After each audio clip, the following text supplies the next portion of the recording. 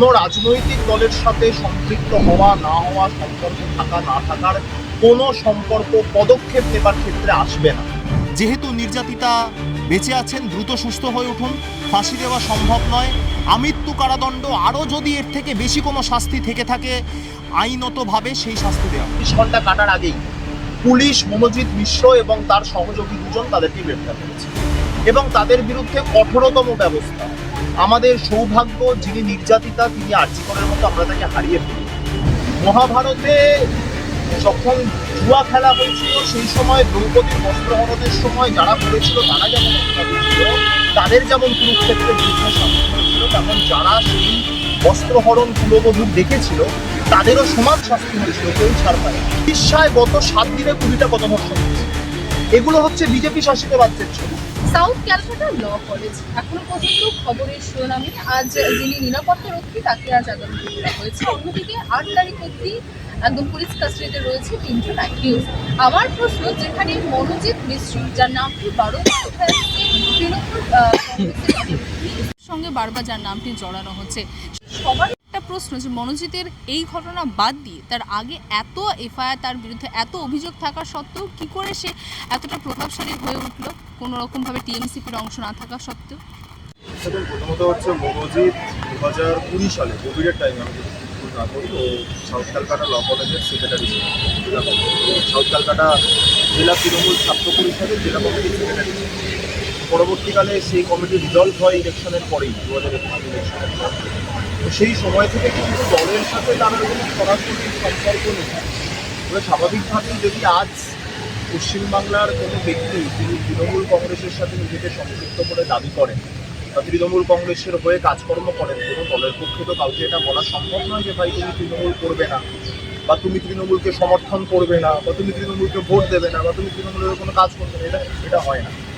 সেই জায়গা থেকে দাঁড়িয়ে নিশ্চিতভাবে বিগত দিনে সেই তৃণমূল ছাত্র পরিষদের অংশ হিসাবে, পোর্টফোলিও হোল্ডার হিসাবে সে প্রতিষ্ঠিত ছিল, কিন্তু পরবর্তীতে সেই কমিটি ডিজলভ হওয়ার পর থেকে মনোজিতের সাথে তৃণমূল ছাত্র পরিষদ বা তৃণমূল কংগ্রেসের মধ্যে সরাসরি যোগাযোগ। যদিও এই বিষয়ে বিস্তারিত আপনাদের তৃণমূল ছাত্র পরিষদের সঙ্গে আজকে যারা রয়েছেন তারা আরও ভালো বলতে পারবেন, কিন্তু আমরা যতটুকু জানি তার সাথে তৃণমূল কংগ্রেসের কোনো সরাসরি যোগাযোগ নেই।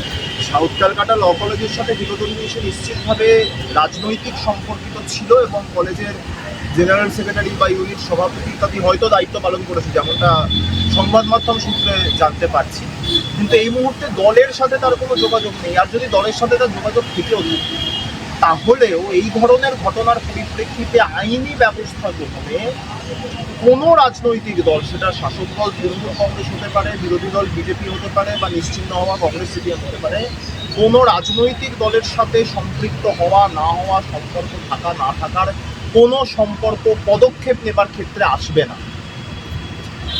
আরজি করের ঘটনার সময় যা হয়েছে, ক্যালকাটা পুলিশ 18 ঘন্টার মধ্যে আরজি করের মূল অভিযুক্ত, বর্তমানে দোষী সাব্যস্ত হয়ে গেছে সঞ্জয় রায়, তাকে গ্রেফতার করেছে।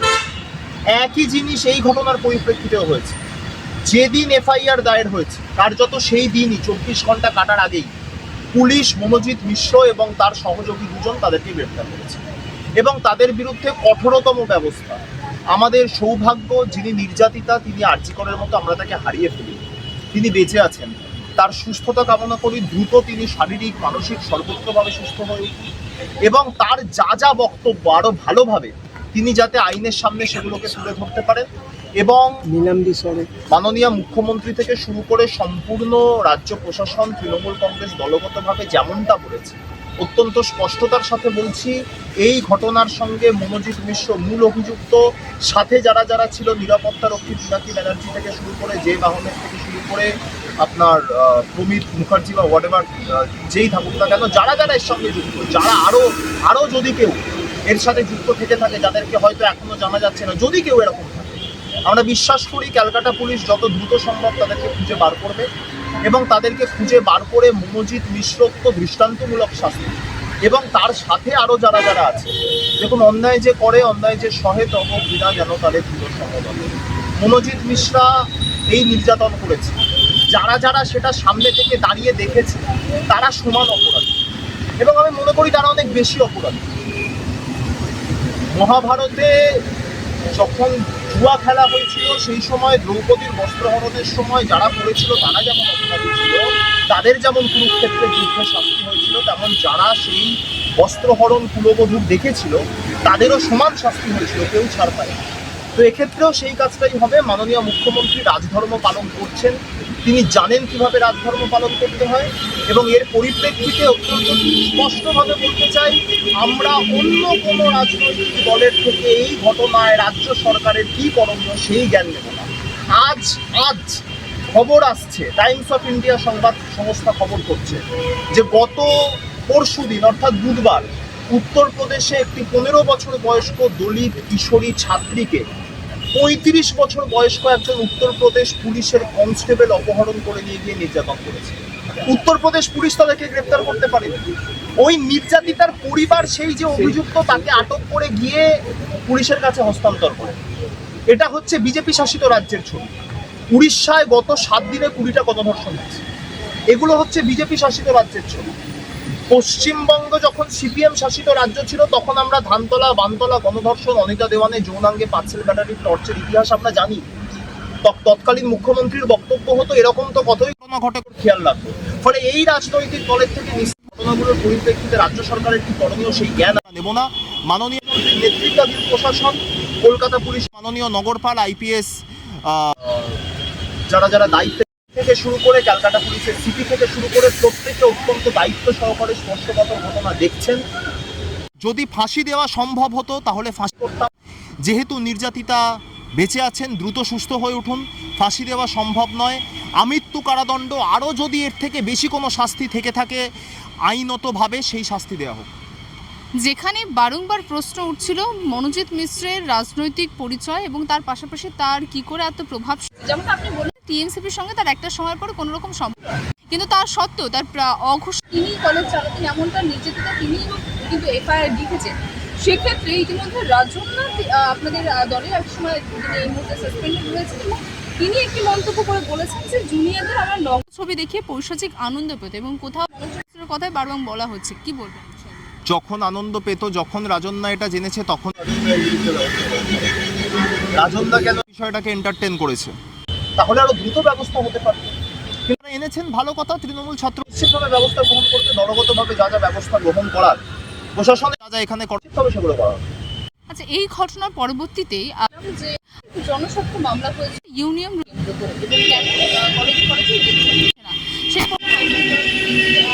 নির্দেশ দেওয়া হয়েছে যত ইলেকশন হচ্ছে সমস্ত ইউনিয়ন রুম বন্ধ। সেই নির্দেশ অনুমানিক আমরা দেখছি পশ্চিমবঙ্গে কলেজগুলিতে আসছে ইউনিয়ন রুমগুলি বন্ধ হচ্ছে। আমার তো তুমি ছাত্র রাজনীতি করে এসেছো, এখানে দাঁড়িয়ে এই ইউনিয়ন রুম বন্ধের যে নির্দেশটা দেওয়া হচ্ছে দেখার কিছু, প্রশাসন, রাজ্য সরকার এই নির্দেশকে গ্রহণ করেছে, তো নির্দেশকে আমরা স্বাগত জানাতে বাধ্য। আইনি নির্দেশ, এটা তো অস্বীকার করার জায়গা নেই। 2017-র পর সার্বিকভাবে নির্বাচন হয়নি। হ্যাঁ, নিশ্চিতভাবে প্রেসিডেন্সি, যাদবপুর, রবীন্দ্র ভারতীতে নির্বাচন হয়েছে, কিন্তু সার্বিক নির্বাচন, কলেজ ইলেকশন এগুলো হয়নি, করা যায়নি। সেই সময় পার্থ চট্টোপাধ্যায়, আজকে দল থেকে অপসারিত দল এবং সরকার থেকে, পার্থ চট্টোপাধ্যায় সেই সময় শিক্ষামন্ত্রী ছিলেন। আমি আপনাদের অনুরোধ করব, পার্থ চট্টোপাধ্যায় যদি কোনোদিন নেক্সট শুনানিতে ক্যালকাটা হাইকোর্টে উপস্থিত থাকেন, আপনারা তাকে গিয়ে সরাসরি জিজ্ঞাসা করুন এই বিষয়টা কেন বন্ধ করেছিলেন। তাকে তো দায়ভার গ্রহণ করতে হবে, তিনি তো সেই সময় শিক্ষামন্ত্রী ছিলেন। 2017 সালে তো তৃণমূল ছাত্র পরিষদ ক্যালকাটা ইউনিভার্সিটি সহ বেশি ইউনিভার্সিটি 90%, 99%, 95% ইউনিভার্সিটিতে ক্যালকাটা আপনার তৃণমূল ছাত্র পরিষদ সেই ইউনিভার্সিটিগুলির ইউনিট, সেই ইউনিভার্সিটিগুলির ইউনিয়ন জয় করেছিল। বিরোধীরা নমিনেশন ফাইল করতে পারেনি। 2017 সালে আমি তখন সবে সেকেন্ড ইয়ারে উঠছি, আমার ফার্স্ট ইয়ারের পরীক্ষা হয়েছে এবং সেই সময় আমি সেই নির্বাচন অত্যন্ত কাছ থেকে দেখেছি। আমার সৌভাগ্য যে নির্বাচন অন্তত 2016 যখন আমি কলেজে ভর্তি হয়েছি, উচ্চ মাধ্যমিক ততদিনে নির্বাচন সম্পন্ন হয়েছে। 2017 শেষ নির্বাচন হয়েছে ক্যালকাটা ইউনিভার্সিটিতে। সেই নির্বাচন অত্যন্ত কাছ থেকে দেখার, অংশগ্রহণ করার সুযোগ আমি পেয়েছি। আমি কৃতজ্ঞ আমার দলের কাছে।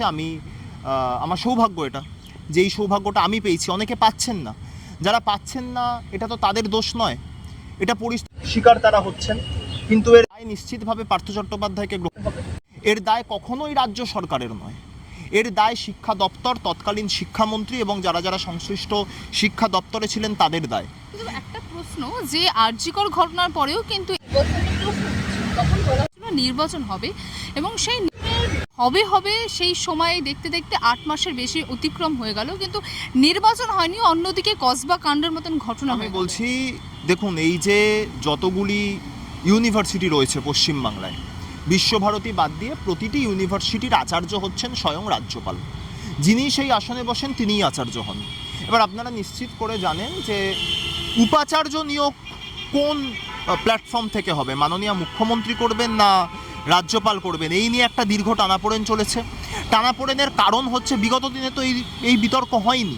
তার কারণ আমরা দেখেছি সিভি আনন্দ বোস রাজ্যপাল হবার পরে তিনি তৃণমূল কংগ্রেসের বিরোধী মনোভাব অত্যন্ত বেছে বেছে, যারা রাজ্য সরকারের সাথে কোঅর্ডিনেশনে যাবে না, যারা রাজ্য সরকারকে প্রতিনিয়ত বিরক্ত করবে, উত্তক্ত করবে, তাদেরকে উপাচার্য হিসাবে বসানোর চিন্তাভাবনা করেছেন।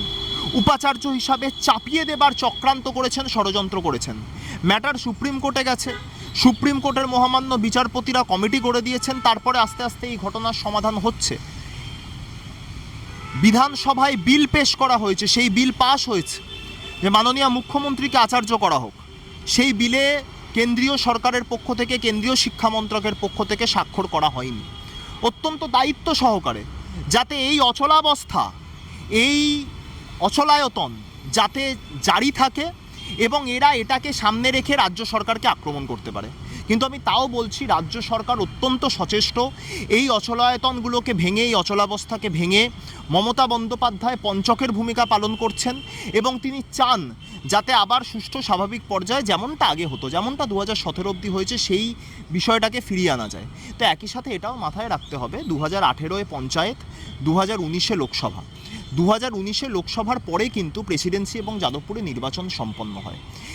আস্তে আস্তে সমস্ত ইউনিভার্সিটিতে নির্বাচন হচ্ছিল, রবীন্দ্রভারতীতেও নির্বাচন সম্পন্ন হয়েছিল, বিশ্বভারতীতেও হচ্ছিল, কিন্তু 2020 সালে কোভিড চলে আসে। আবার 2021-এ কোভিডের মধ্যেই কার্যত 7 দফায় বিধানসভা নির্বাচন হয়। তারপরে 2021-এর শেষে ক্যালকাটা কর্পোরেশনের ইলেকশন, 2022-এ বাকি 100টার ওপর পৌরসভার নির্বাচন হয় সারা বাংলা জুড়ে। অভিযোগ করে ওরা তো বিধানসভা লোকসভায় নমিনেশন ফাইল করতে দিত না। 2004 সালে তৃণমূল কংগ্রেসের সমস্ত প্রার্থীদেরকে সহকারে হারিয়েছিল, রিগিং করেছিল, এটা সবাই জানে, সিক্রেট। কিন্তু মমতা বন্দ্যোপাধ্যায়কে জানতে পারেনি। প্রায় 57% ভোট পেয়ে মমতা বন্দ্যোপাধ্যায় 2004-এ একা কুম্ভ হয়ে নির্বাচিত হয়েছিলেন এই দক্ষিণ কলকাতার মাটিতে। ফলে স্বাভাবিকভাবেই সেই সময়কার নির্বাচন আর আজকের নির্বাচনের পার্থক্য আছে। তো যখন রাজ্য সরকার সম্পূর্ণটা সুষ্ঠুভাবে করতে চাইছে, রাজ্য সরকার সচেষ্ট এবং রাজ্য সরকার নিশ্চিত করে নির্বাচন করবে বলে আমরা আশাবাদী। আমি একটা নির্বাচন ফেস করেছি আমার ছাত্র রাজনীতির জীবনে, অনেকে ফেস করতে পাচ্ছেন না। আর আপনি যেমনটা শুরুতে বললেন যে এই যে আপনার বিচারপতি সৌমেন সেনের যে অবজারভেশন, সেই অবজারভেশনকে রাজ্য সরকার স্বাগত জানিয়েছে।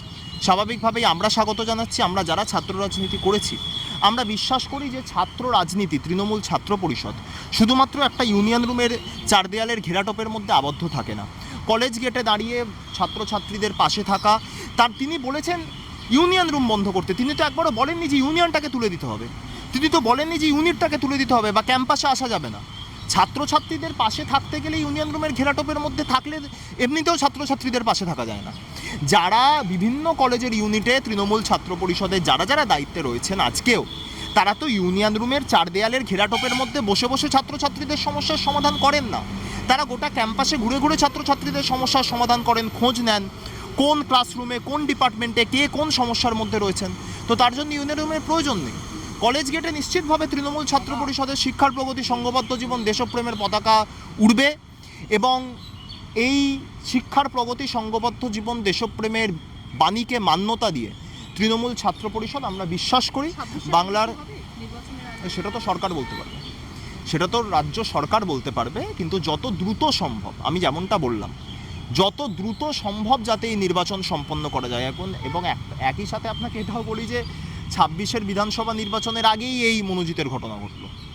এখন যদি রাজ্য সরকার নির্বাচন করতে যায়, আমি আপনাকে দায়িত্ব সহকারে বলছি, বিরোধী রাজনৈতিক দল এই অভিযোগ করবে যে এই ঘটনাকে ধামাচাপা দেবার জন্য রাজ্য সরকার এই সময় নির্বাচনের কথা বলছে। ফলে অনেক শাঁখের করাত রয়েছে, সেই শাঁখের করাতগুলোকে কাটিয়ে উঠে রাজ্য সরকার ছাত্র সংগঠন হিসাবে শাসক দলের তৃণমূল ছাত্র পরিষদ, আমরা বিশ্বাস করি তারা একত্রিতভাবে মাননীয় মুখ্যমন্ত্রী, সর্বোপরি রাজ্যের শিক্ষামন্ত্রী, তারা যেভাবে যা বলবেন, শিক্ষামন্ত্রী সিদ্ধান্ত নেবেন, মাননীয় মুখ্যমন্ত্রী তাতে শিলমোহর দেবেন। এবং আমি আশাবাদী ব্যক্তিগতভাবে একজন মানে প্রাক্তন ছাত্রনেতা হিসাবে বলতে পারেন, বা ছাত্র রাজনীতি থেকে উঠে আসা একজন রাজনীতির ছাত্র হিসাবে আমি আশাবাদী যে এই অচলাবস্থা কাটবে এবং এই অচলায়তনকে মমতা বন্দ্যোপাধ্যায় পঞ্চক হিসাবে ভাঙবেন। আরো ভালো ভালো খবর দেখতে সাবস্ক্রাইব করুন বাংলা হান্টের ইউটিউব চ্যানেল। বাংলা হান্টের আরো খবর দেখতে নজর রাখুন। বাংলা খবর মানেই বাংলা হান্ট।